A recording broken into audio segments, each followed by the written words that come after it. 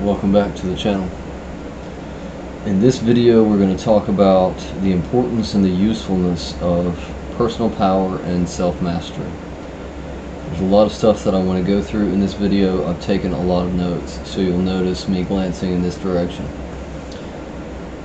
Part of this video is going to reference the film The Matrix. If you haven't seen it, I would recommend that you check it out.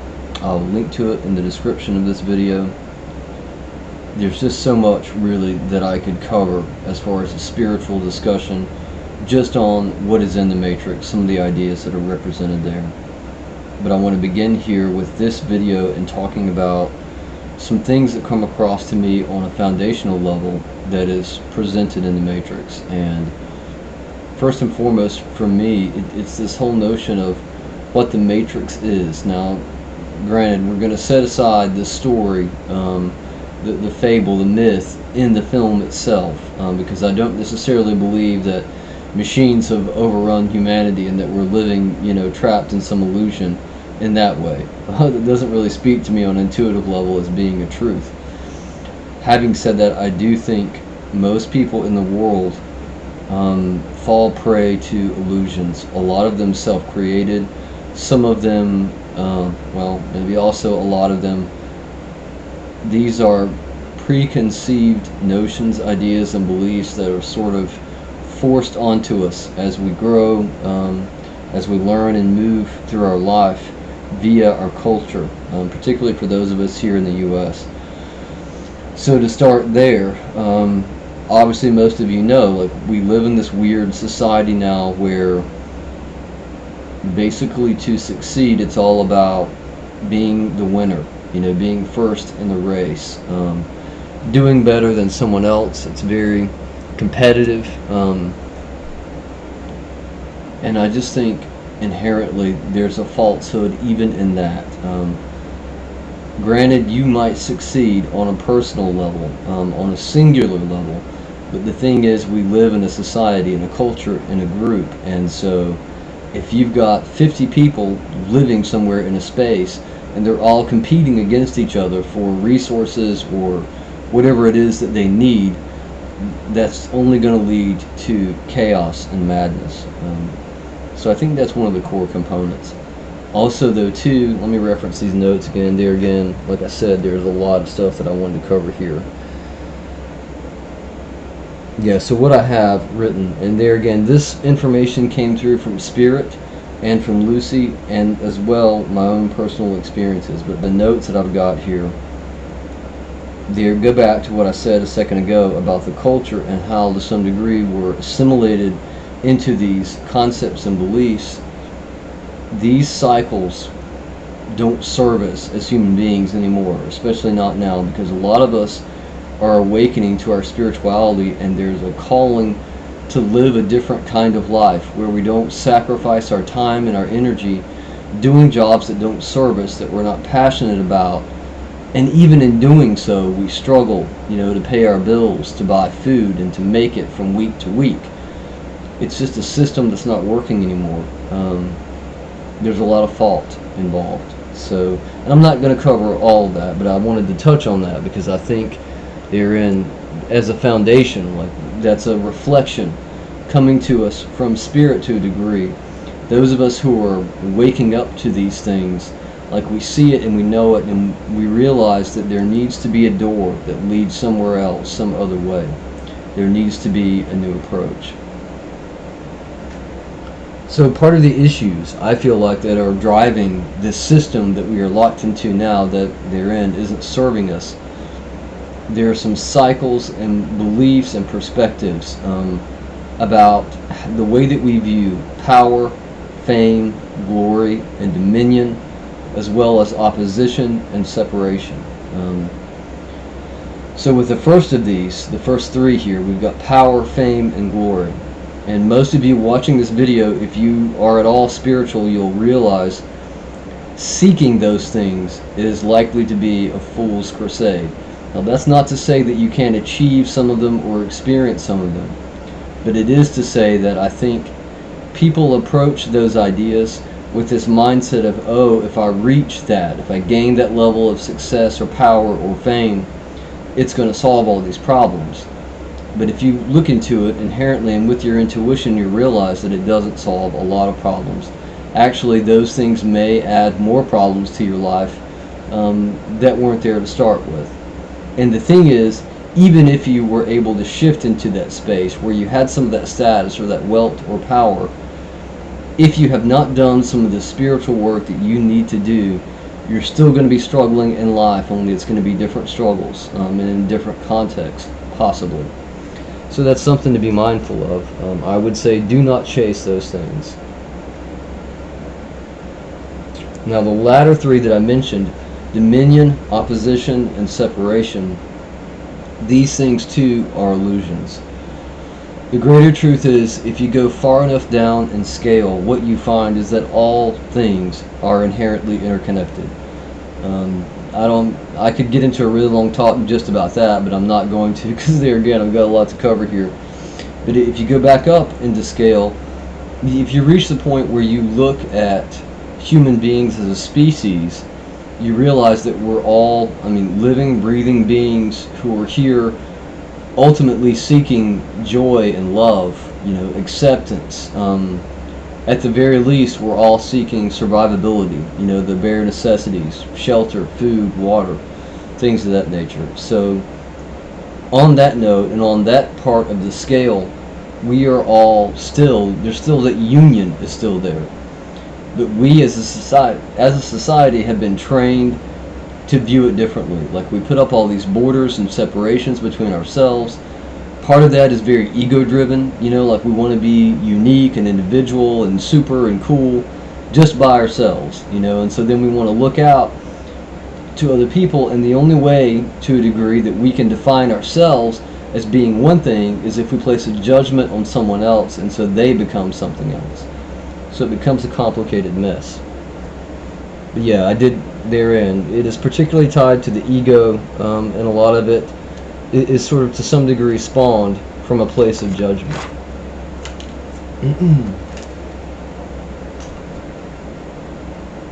So I'm going to say, and I put this forward, part of this video is going to be about sharing some quote-unquote keys. These keys unlock pieces of awareness in the mind and in the self. They're also, though, spiritual gifts and keys, and they can unlock access to other realms of existence. Particularly, they can strengthen your connection to the divine, and that's a part of what I want to talk about here in the beginning. There again, judgment is a huge obstacle, and I feel like it's a struggle that all people deal with, myself included. It's not as much a struggle for me because I've done a lot of work to try to work on that, but still it comes up from time to time because we're so conditioned to put things in boxes and give them values that helps us to navigate reality. But it can be very damaging to the soul, to the psyche, and the spirit. So let's see. So to combat this judgment that I'm talking about, we're going to get into the judgment part of it a little more, though. The important thing I feel like for us to be able to practice is compassion and empathy for other people. Compassion is an insanely powerful force, and what it does, it ultimately dissolves barriers and separation.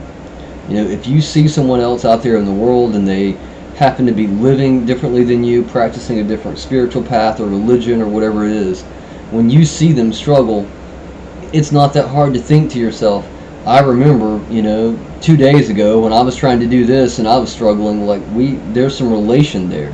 I can care about that person, even if we aren't completely similar, there's still another person, they're still struggling. But it's a powerful thing. Compassion can allow you to make connections with other people in the sense of being able to learn from them. But also, when you practice compassion, therein you're shifting your vibration and your energy. When you do that, to some degree, what you're doing is aligning yourself to spirit. The thing is, concerning spirit, when I say spirit, of course, I mean the creative force. For you, that may be God or the goddess or the Big Bang, for that matter, however you view the creative force of the universe. From that force, we receive unconditional love and light, always, bar none. There's no judgment. It doesn't matter if you're a serial killer or like if you made a bomb that was dropped on somebody. Spirit gives us that unconditional love and light because there's a view and a perspective coming from Spirit that is far greater than our human condition and perception. So, but anyway, the thing is, when you shift into a space of compassion, you are directly aligning yourself to Spirit. And in my opinion, there's no more powerful of a practice that you can do than making that connection. I've experienced it in my own life, and particularly in the spiritual work that I do, and it is amazing and incredible. So yeah, I would definitely say that it's useful and positive.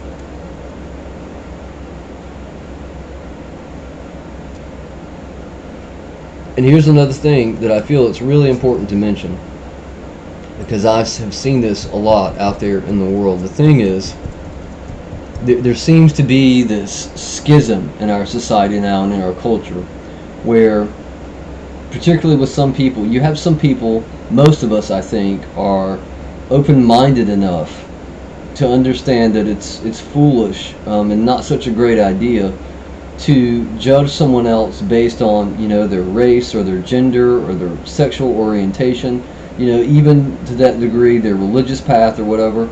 Like, we're okay for the most part setting that judgment aside and being like, oh, I'm not going to be judgmental or critical about that. But when you shift that to a little degree, say you take someone that appears in the news and this person went crazy, or they decided to do something violent and they shot several people, then that desire to not be in a judgmental space is just let go. I mean, it's like people forget, oh, I'm not going to be judgmental, and they immediately shift into a space of judgment, and then they will say or think to themselves, oh, that's a terrible person, I hope they get what they deserve, or if it were up to me, like, I would hurt them because they hurt those people. When you shift into that space, I mean, you've energetically and spiritually changed to some degree your entire makeup. Also, you're planting a field in your mind, in your psyche, and in your spirit that says it's okay to have judgment here because this thing or this person goes against my own moral values. Otherwise, I'm back over here in this space where I'm connected to Spirit and I'm not judging. The thing is, that's a falsehood and it's an illusion. There is no such thing as selective judgment.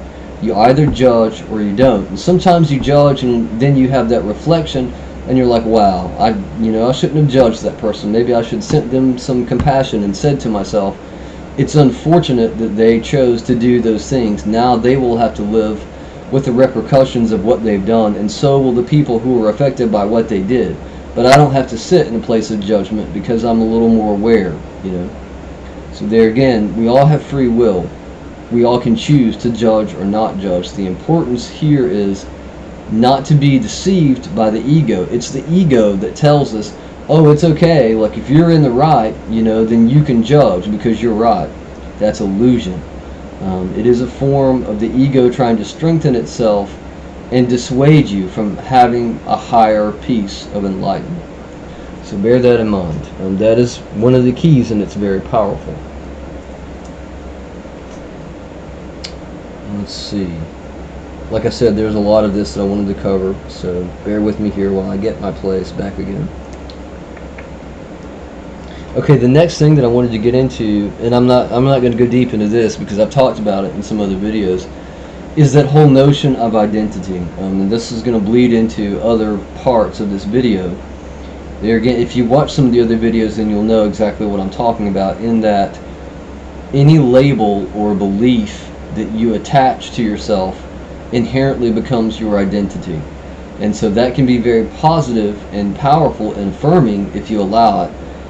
Having said that, most people, though, are more critical of themselves than they are, looking at the self with potential. So they're much more readily willing to say, oh, well, I'm bad at this, or I'm terrible at that, or I can't do this, or those things limit the self.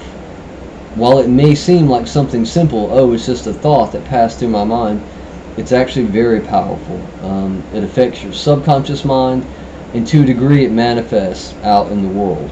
So be mindful of that. Don't allow yourself to step into a place where your identity is limiting to you. Also, I will note, Grant Morrison did a really interesting talk about identity in particular, and I will also link this video that I'm talking about that he did in the description here, so you'll be able to go and check that out. Okay.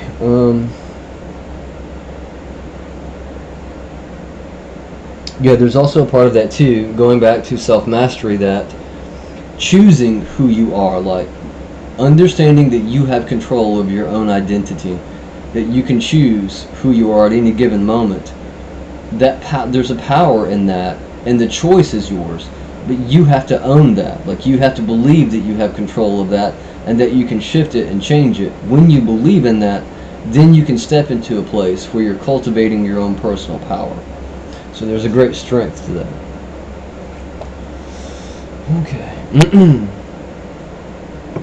Now this, as I said, this is going to bleed into other things. This moves into the next part of this video, which is all about emotions. The reason that is tied into identity is because I've had conversations with people, and I have experienced this on my own in the past, per se. Oftentimes I feel like people move into this space where they're convinced that their emotions validate reality. Meaning, if you're in an experience and something makes you angry, then obviously you are against that thing, or that thing is bad. Like, you start making all these judgments toward it because of your response to it, but you get to a place where you're solely being reactionary to your environment, and that shifts and affects your internal emotions. So to a degree, you become a slave to this external world. Whereas the truth is, the control is within you. If you shift how you react on an emotional and on a thought level, as far as the way that these things are occurring, then you can take your power back. Sorry. I feel like I'm sort of moving through this faster than what I had written out here in the notes, so yeah, just give me a second here.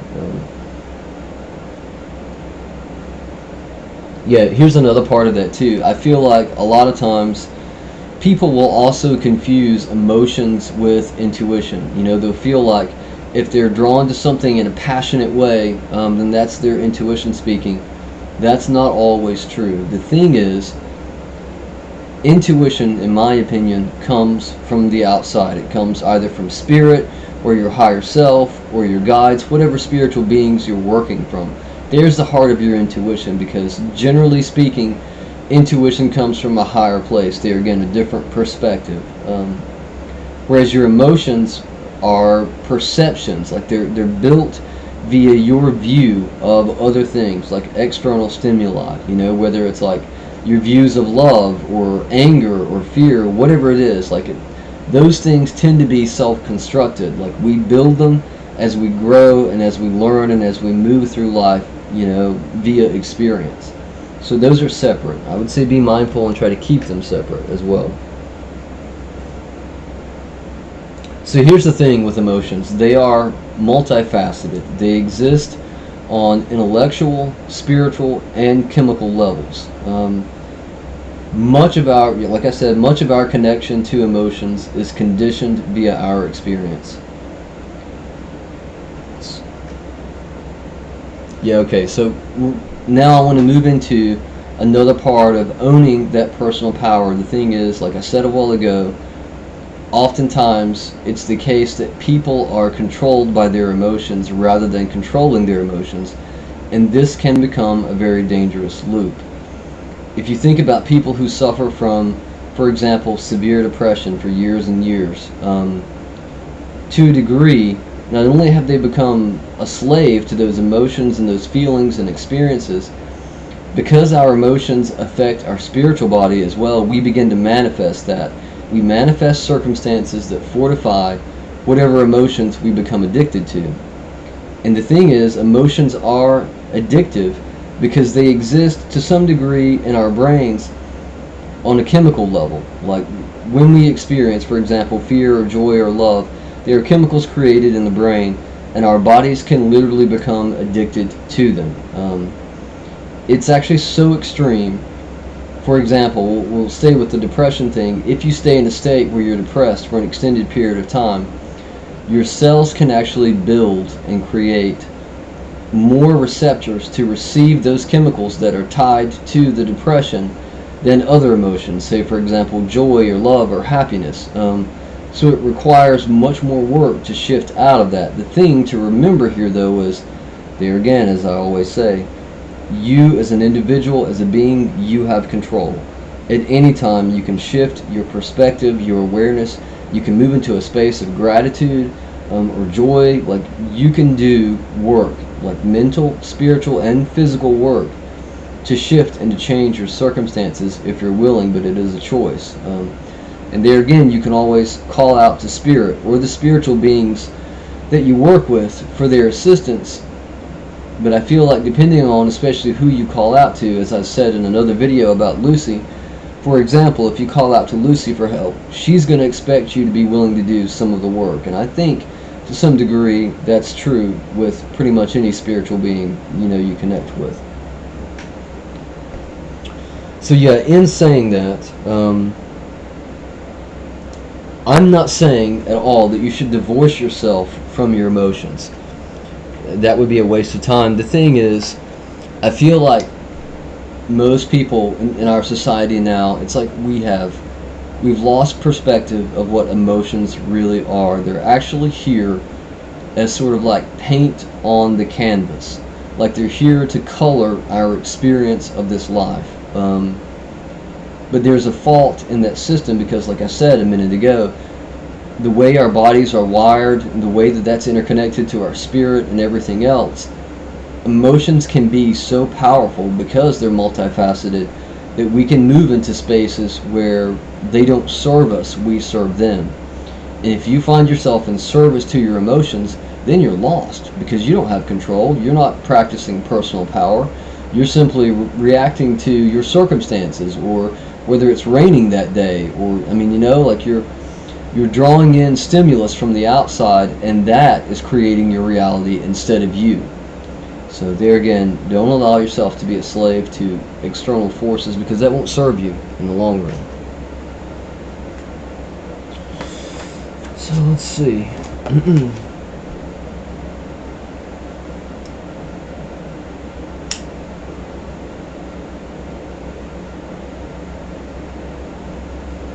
And I've mentioned this, I'm pretty sure I've mentioned this before in other videos. So some of you who have seen some of the other stuff, it may seem redundant, but I have no problem sharing here. When I'm talking specifically about depression and anxiety, these are things that I'm familiar with. I've spent years, over a decade, dealing with depression and anxiety, especially before I got very serious about my spiritual path. And so I'm very aware of how addictive that can be, what a cycle it can be, how dark it can be, like the places that you can go to. I personally have been in states where I was very close to suicide on numerous occasions.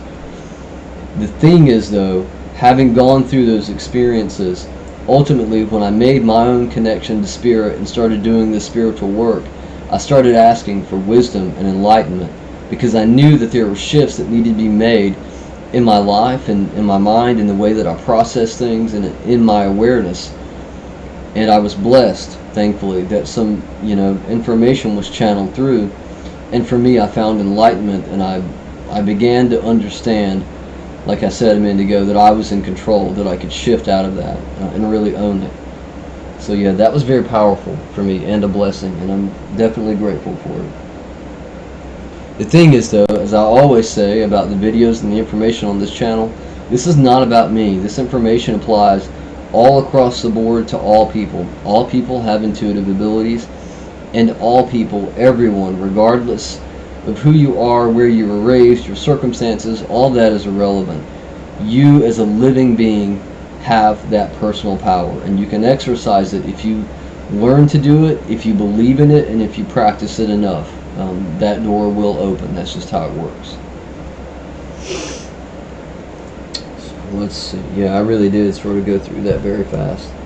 Let me find where we are.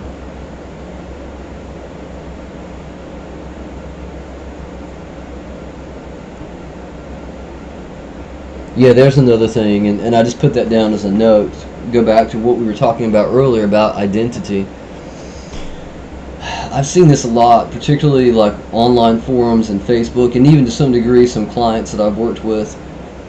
A lot of people in our society have this identity that they have chosen for themselves, and it's all about being a victim. Either they're a victim of their circumstances or they're a victim of their genetics. Like some doctor or society has said, oh, you have this disorder, like, you have anxiety or manic depressiveness, or I mean whatever. Like, we're told that we have these things, and if we accept that diagnosis, and if we accept the fact or the idea, the belief that we're helpless because of it, then we've created that reality. So whether it's actually true or not, it doesn't matter. If you believe it, it is true.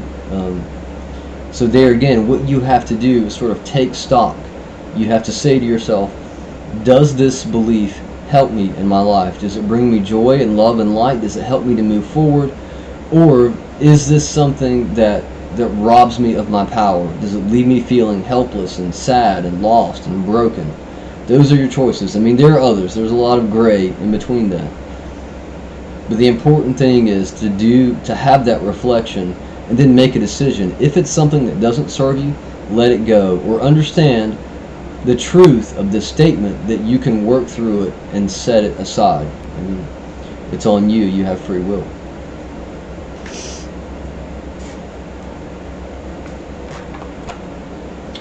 So yeah, basically that is the bulk of what I wanted to go through in this video. It went a lot faster than I had anticipated it going. I feel like there's more probably, beyond these notes that I took here that maybe I did or didn't cover, but and the core of all of this, like I said, is that understanding that we are in control. The more that we exercise that control and stand in a place of personal power, the more we can begin to let go of these illusions that we are not in control. And that's it. Like, when you start grasping and using these keys, then you can do anything. You can be anyone. I mean, like, it opens up all the doors because you're moving from a place of power.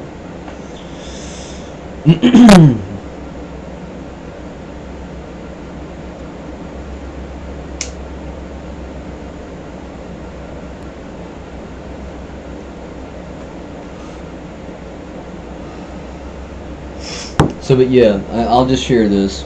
I didn't actually write this down in the notes, but go back to what I said just a second ago about that identity of being a victim. The thing is, as I said, I've seen some posts on Facebook even recently, people saying things like, oh, I have terrible anxiety, it's a horrendous plague in my life, it makes things difficult, and I don't like to be around lots of people, and they go through this list of like these conditions that they have. There again, they may feel as though they have these problems or these issues. The greater truth there, though, is that all of those things can be worked through, and all of them to some degree have spiritual components. Particularly if you're talking about anxiety, I can only speak from my own experience in that I used to have it and suffer from it a lot. The thing for me, mine got so bad, it got to the point that I didn't want to leave my house. Like, I didn't want to go out and be around people. If I went somewhere like, a concert or a festival, or even some days if I went somewhere like Walmart, like, my intuition was so strong, literally I could pick up on the energies from other people, and it would just come in as this dissonance, and I would find myself having feelings and emotions and thoughts and like all these experiences that weren't mine, but I was drawing them in because of my intuition, and I didn't understand at the time what was going on.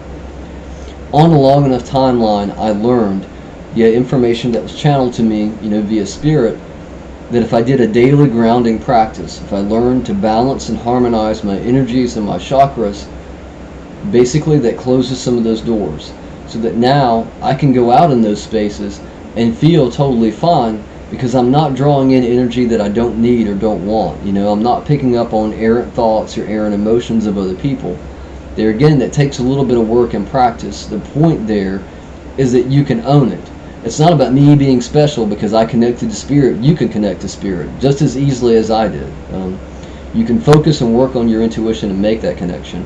And you can shift out of these these circumstances that other people, perhaps society or a doctor or someone, has told you, oh, you've been diagnosed with this thing, you have this, etc., etc. I feel like people get locked into these notions of, oh, I have this, and so now I'm limited, I'm just screwed, you know? There again, your beliefs are so powerful. If you believe you're screwed, then you will be. I mean, ultimately, whether that's true or not, as I said, you will manifest the truth of it. So don't allow your beliefs and experiences to limit you.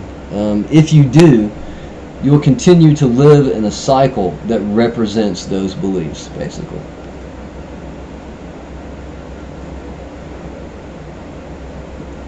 So yeah, well, like I said, all that went really fast. I'm just going to go back through these notes quickly to see if I missed.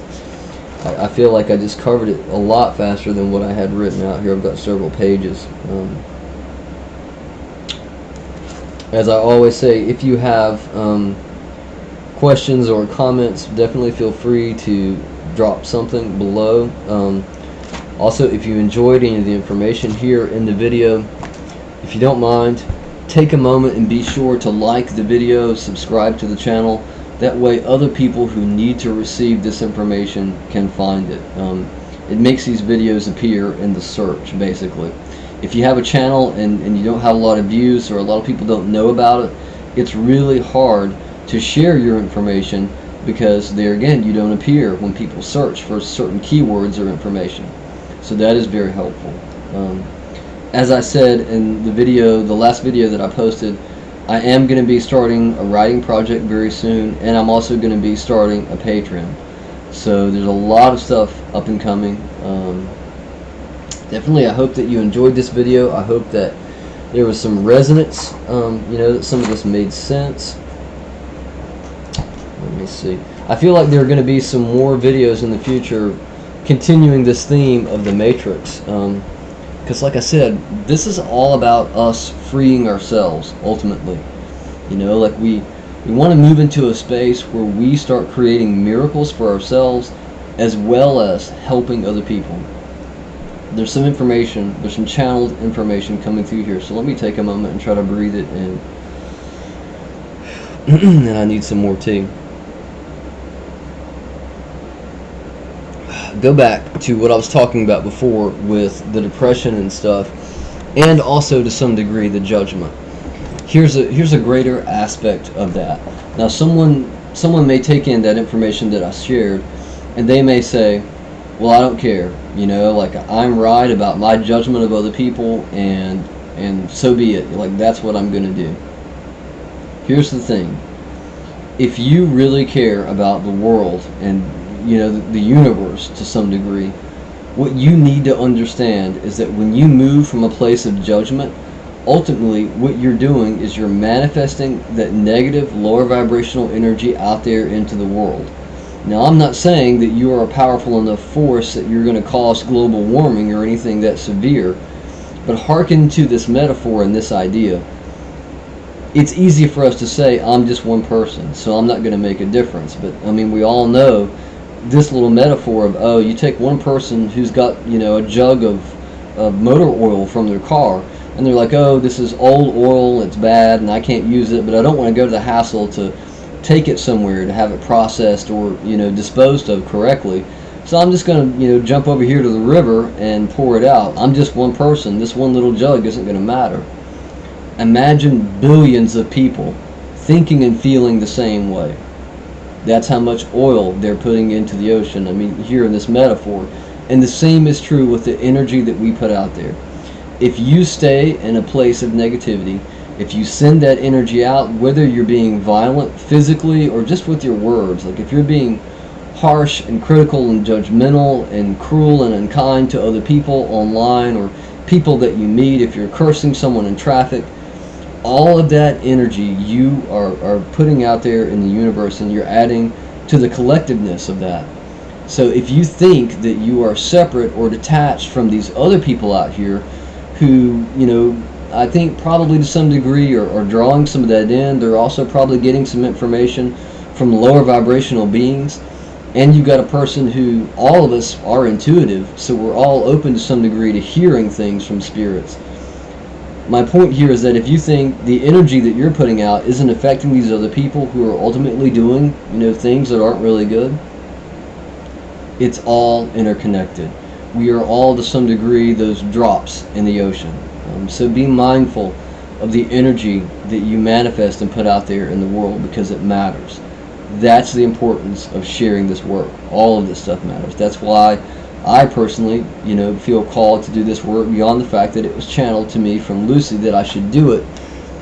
I mean, I want the world to be a good place, where we accept each other, where we find love and happiness. I think that would be a better place than where we are now. So yeah, that's my 2 cents. There again, as I said earlier, take what resonates with you, what works for you, and move forward and set the rest aside. It's not my intent or my place to tell anyone else how to live or how to be. I can only share what has come through to me from Spirit and the beings that I work with, in the hopes that it will make a positive difference in the world. So yeah, thank you for your time. I'm going to close this video by doing a prayer, calling out to Lucy. And so yeah.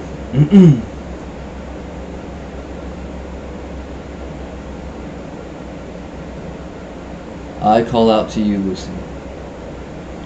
Thank you, Lucy, for being with me during this day. Thank you, Lucy, for this channeled information that was brought through into this video. Thank you for your love and your light. Thank you for your help and your guidance. Thank you, Lucy, for your blessings. And I ask, Lucy, that you please reach out and extend your power, your influence, and your energy, your love and your light to all those who see this video, that they may take something useful from it, whatever it is, as long as it serves their highest, greatest good and helps them to move forward in their lives and in their world. Thank you again, Lucy, for being with us. Thank you for your blessings. Thank you, Lucy, for listening to my prayer. In your name, Lucy, as above, so below, so mote it be. So mote it be.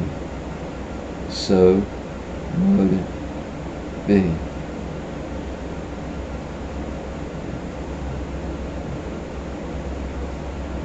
All right. As I said, thank you for your time and attention. Look forward therein to further videos in the future that are tied into the Matrix and some of this, what I would consider like spiritual wisdom, or some practices of enlightenment. Tomorrow, I don't think there will be a video posted tomorrow unless I get a different channel, from Lucy or from Spirit saying, oh yeah, here's something big, like you need to do it. What I've received so far is that tomorrow is going to be a day off, so there probably won't be a video tomorrow, but the next day. So yeah, I hope all of you have a great night, and I will talk to you soon.